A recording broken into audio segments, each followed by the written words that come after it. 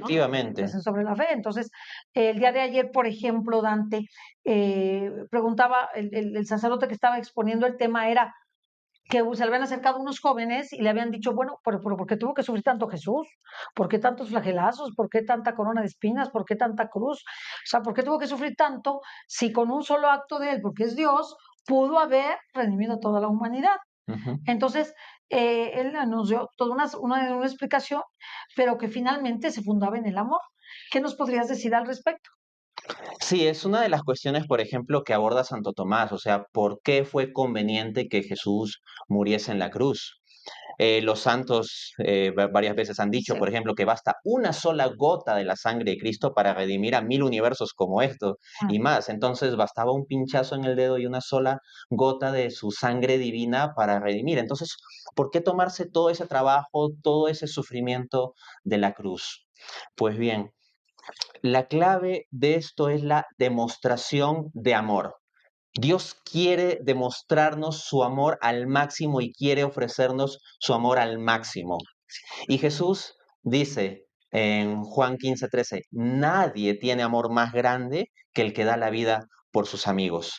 Entonces Dios en la persona de Jesucristo quiere mostrarnos el máximo amor posible y pues, sí, técnicamente para redimirnos bastaba una sola gota de su sangre, pero Él nos ha amado tanto que quiere mostrarnos el máximo amor posible y darse en la cruz. Y de hecho, la estructura trinitaria misma que hay en Dios manifiesta más fuertemente la plenitud del amor. ¿Por qué?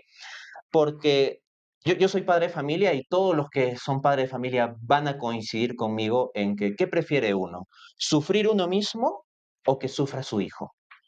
Claramente un padre de familia prefiere pasar un Sí, sufrimiento él a que lo pase su hijo. claro. Y el apóstol Pablo toma esta idea y nos resalta en la carta a los romanos cómo Dios Padre tuvo tanto amor que no se resguardó ni a su propio hijo, sino que lo dio por nosotros.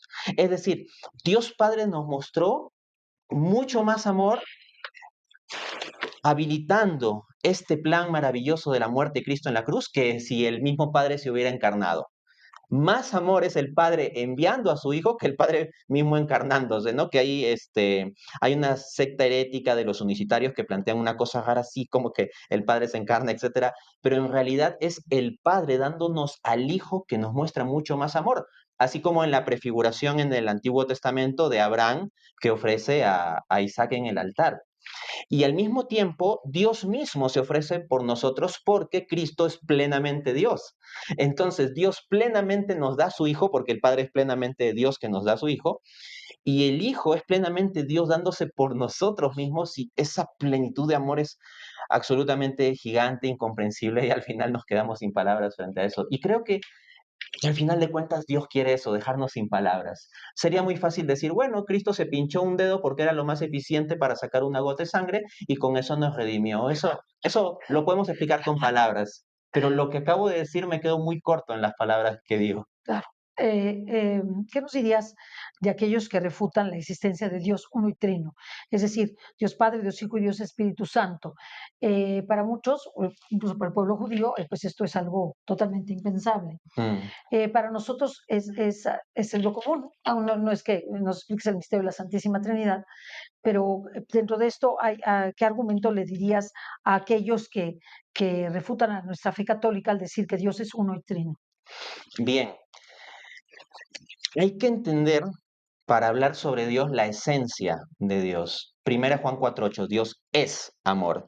La Escritura no solo nos dice que Dios tiene amor o que Dios es amoroso, sino que es amor, su esencia misma. Entonces, profundizando en la comprensión de lo que es el amor, podemos llegar a comprender realmente quién es Dios. Y al mismo tiempo, más allá de las escrituras cristianas, por ejemplo, en el propio Antiguo Testamento encontramos múltiples declaraciones también que van en esa dirección. Entonces, entender a fondo a Dios implica entender a fondo el amor y viceversa. Dicho eso, pues nosotros nos encontramos con que el amor tiene una estructura, por decirlo así, dialógica. Es decir, que el amor implica un darse, un salir de sí mismo, un ir hacia otro.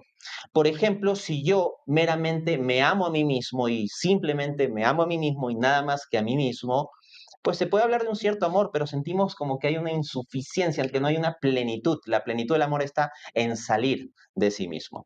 Ahora bien, ya partimos de la premisa de que Dios existe, porque al menos tanto judíos, musulmanes que cuestionan la Trinidad y cristianos estamos de acuerdo con que Dios existe y que hay un solo Que Dios. Dios es uno. Exacto. ¿Mm? Su cuestionamiento es con que sea trino, ¿no? Entonces, lo que nosotros tenemos es que para Dios manifestar, ser la plenitud del amor, tendría en cierto modo que tener un darse más allá de sí mismo. Pero esto implica un problema, porque si Dios para ser pleno requiere salir de sí mismo de algo distinto, entonces Dios estaría dependiendo para ser pleno de algo que no es No Dios. sería Dios. Exacto, no sería Dios. En consecuencia, para que se dé esa plenitud de amor, tendría que haber ese darse a otro, pero no fuera de Dios, sino en el ser mismo de Dios. Y esa idea filosófica general nos aproxima a la posibilidad racional de la Trinidad. Esto es, el Padre, plenamente en su esencia de amor, se da y se da al Hijo que recibe ese amor y ama al Padre con ese mismo amor, con esa misma esencia, O en sea, esa Dios a unidad. Dios y Dios a Dios. Es decir, Exacto. Dios se da a Dios Y y Dios Dios, se el da a Hijo, Dios se da a Dios. y Porque no no es un podía Dios ser de otra distinto. manera. No podía ser de otra manera. Exacto. Sí. Y como ubicó San Agustín en su tratado sobre la Trinidad, esa relación especialísima de amor entre el Padre y el Hijo es el Espíritu Santo. De hecho, Santo Tomás habla de la procesión, el origen del Espíritu Santo, su Sí. origen eterno, como procesión de amor. En consecuencia, cuando entendemos que Dios tiene que tener la plenitud del amor por su carácter perfectísimo, se sigue de que debe estar abierta la puerta a la posibilidad de una pluripersonalidad en Dios, afirmando un único Dios.